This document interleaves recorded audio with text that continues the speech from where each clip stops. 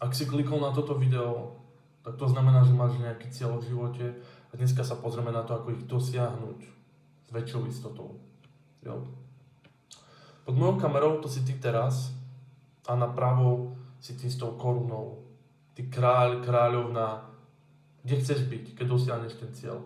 A dneska sa zameriam na tú cestu. A čo všetko v tej ceste môže prísť. Jo. Každého cesta vyzerá inak.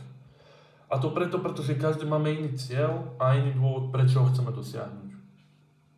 Dáva zmysel. A ten dôvod prečo je hlavný faktor, či ten cieľ dosiahneš alebo nie. Ten dôvod prečo musí byť naozaj veľký a musí ti to trhať pomaly a srdce. Pretože ak nemáš dôvod, prečo, tak nemáš ani cieľ a je to iba sen. Jo? Napríklad, modelová situácia. Chcem zarábať 70 000 korún, aby som mohol pomôcť finančne svojej mame. Cieľ 70 000 mesačne. Dôvod. Prečo? Pretože moja mama sa trápi a chcem jej pomôcť.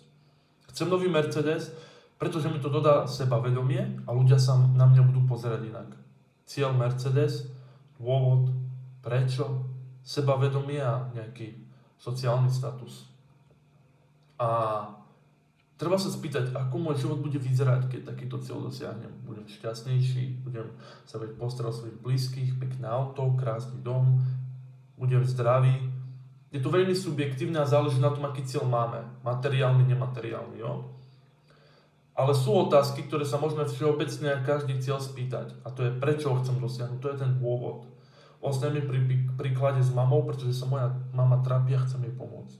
Čo mi to prinesie? Moja mama bude menej pracovať, bude si viac užiť život a bude spokojnejšia. Ako sa budem ja cítiť? No, budem šťastný a budem sa cítiť ako, že som dobrý syn.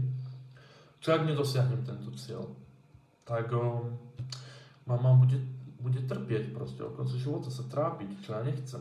A ako to chcem dosiahnuť? Tak si zoberiem druhú robotu alebo ďalšie 3 roboty. Chápeme sa. Vráťme sa k tomu obrázku. Máme cieľ. A teraz si za tým cieľom ideme a každý deň makáme, dávame tú obetu, tú prácu. Jo? To znázorňuje toto. Tak príde čas, kedy príde nejaký väčší problém. Nebavíme sa o malých problémoch, takých tých povrchových, ale naozaj hlboký, veľký problém. No a tu na veľa ľudí si vraví, tam sa svojho cieľa, keď na ňu už nebude mať v úvodzovkách. Môže byť príklad, začneš podnikať, a zistíš, že ti to nevychádza a že nestíhaš platiť nájom. Tak máš tam 2 varianty. Vymyslieť niečo a nájsť riešenie na problém, alebo si povedať, OK, toto možno nie je pre mňa, končím tu, na to seknem a idem skúsiť niečo nové. Jo. A chcem povedať, že na každý problém existuje riešenie. Na každý problém. Jo. A je niekoľko riešení, nespočetne veľa, nekonečno. A ja vám dneska ukážem, ako ja pomáham ľuďom. Jo. Riešiť svoje problémy počas cesty. A byť vždycky pripravený vopred, čo sa môže stať. A teraz sa možno pýtate, jak to spravím, jo? Že sa pripravím na tie problémy. Tak sa pozrite, táto princezna znázorňuje ten náš cieľ, jo? Dajme tomu autičko. A toto si ty, momentálne. Si rytier s tým mečom, ktorý seká každý deň, aby sa k tomu snu dostal. Ale poviem ti, že mal by si vyzerať nejako takto. A aký je tu rozdiel? Okrem toho, že mu už nevidíme do očí, čo je podstatné, tak má štít. Jo. A ten meč slúži ako útok za našimi cieľmi, ale štít je obrana. Málo ľudí tú obranu má. A možno sa pýtaš, prečo sa mám brániť? A je to toto. Je to drak. A poviem ti, že ten drak znázorňuje problém a na 100% ti môžem garantovať, že príde problém počas tvojej cesty. Jo. A môže sa stať, jo.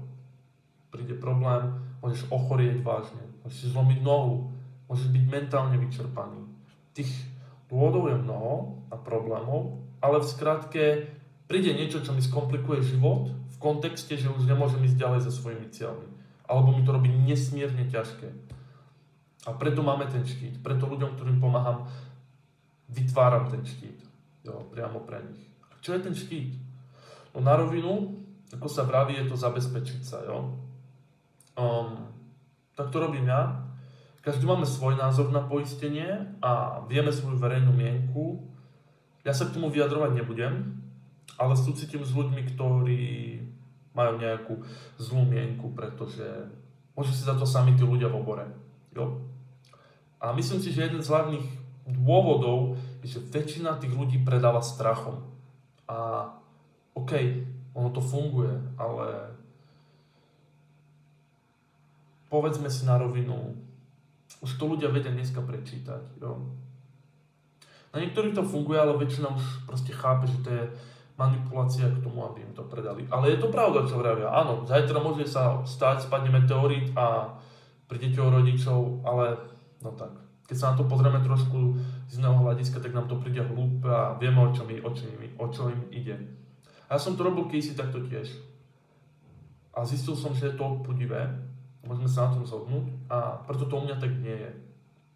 A vám ukážem iný pohľad na zabezpečenie sa a ako to prezentujem ja ľuďom, s ktorými spolupracujem. A to je, že oni sú ten rytier a majú ten cieľ. Jo. A teraz, keď príde ten problém, takto. Ideme si za tým cieľom, bojujeme a chceme vopred vedieť, že keď príde problém, tak vieme, jak s ním bojovať. A prejdeme ním 2 seky. Presekneme krk, presekneme oči a koniec. Jo? Ale bez štítu to nepôjde. Jo? Pretože ako náhle ten drak začne chrliť oheň, tak my sa tým mečom neubránime, my zhoríme. My potrebujeme štít, aby sme mohli zároveň ďalej sekať. Jo? A nebudem dávať dneska konkrétne príklady, pretože sa to nedá. Jo? Nepoznám vás, nepoznám teba, čo pozeráš toto video a mohol by si to zle pochopiť. Ale všeobecne príde nejaký problém, zdravotný, psychický, fyzický, to je to isté, ale chápeme sa, príde nejaký problém, ktorý nám robí neskutočný problém dosiahnuť ten cieľ, že až na ten cieľ zabudneme. A to ja nechcem. Ja chcem, aby ten cieľ si ty ďalej šiel za ním, nech sa stane čokoľvek. Jo? Máme na to ten štít, ubraníme sa ohňu a ďalej sekáme druhou rukou. Jo? A to je vlastne všetko. A to je to, čo ja robím. Jo? V popisku je keď tak odkaz na môj Instagram, môžeš mi napísať správu a spoločne sa pozrieme na to, ako ti viem pomôcť sa prichystať na problémy, ktoré prídu. A chcem ti povedať, chod si za svojimi snami, verím, že si zobral aspoň jednu vec, ktorá ti pomôže a nezabudni sa pýtať každý deň, prečo to robíš. A to je za mňa všetko, ešte sa vidíme.